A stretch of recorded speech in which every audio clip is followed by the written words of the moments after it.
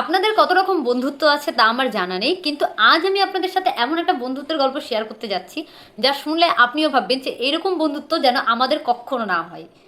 ঘটনাটি হচ্ছে উত্তরপ্রদেশের। চার বন্ধু মিলে ঠিক করে যে তাদের যে মৃত বন্ধু তার সৎকার্য করবে এবং তাকে শ্মশানে নিয়ে যায়। সেখানে কোনো রকম নিয়ম ছাড়া, অর্থাৎ হিন্দু রীতিমতে যে নিয়মগুলো হয় সেই নিয়ম ছাড়া তার সৎকার্যের ব্যবস্থা করে, অর্থাৎ তাকে চিতায় তুলে দেওয়া হয়।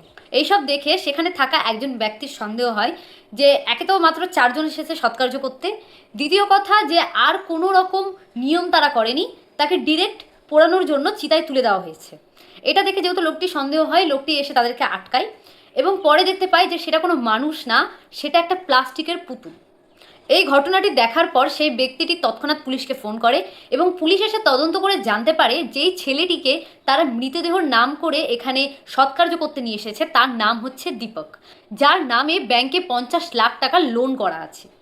এই লোনটি যেন তাকে পরিশোধ করতে না হয় সেই জন্য তারাই নাটকটি করে যে তার সৎকার্য করে তাকে মৃত বলে ঘোষণা করে একটি ডেথ সার্টিফিকেট রেডি করাবে এবং সেটি গিয়ে ব্যাংকে জমা দিবে যেন তাকে আর লোন পরিশোধ করতে না হয়। পুলিশ দীপককে ফোন করে এবং পুলিশ জানতে পারে যে দীপক এইসবের কিছুই জানে না, যে তার বন্ধুরা তার জীবিত অবস্থায় সৎকার্য করছে।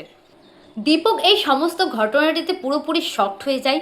সে নিজেও জানতো না কখন কিভাবে এই ঘটনাটি ঘটলো। পুলিশ সেই চার বন্ধুকে আটক করে, কিন্তু দীপক তাদের নামে কোনো রকম এফআইআর করেনি। যাই হোক, এরকম বন্ধু যেন কারো জীবনে না আসে এটাই বলবো। সবাই ভালো থেকো, সুস্থ থেকো। আর আজকের ঘটনাটা তোমাদের কাছে কত অবাক লাগলো সেটা অবশ্যই আমাকে কমেন্টে জানাবে।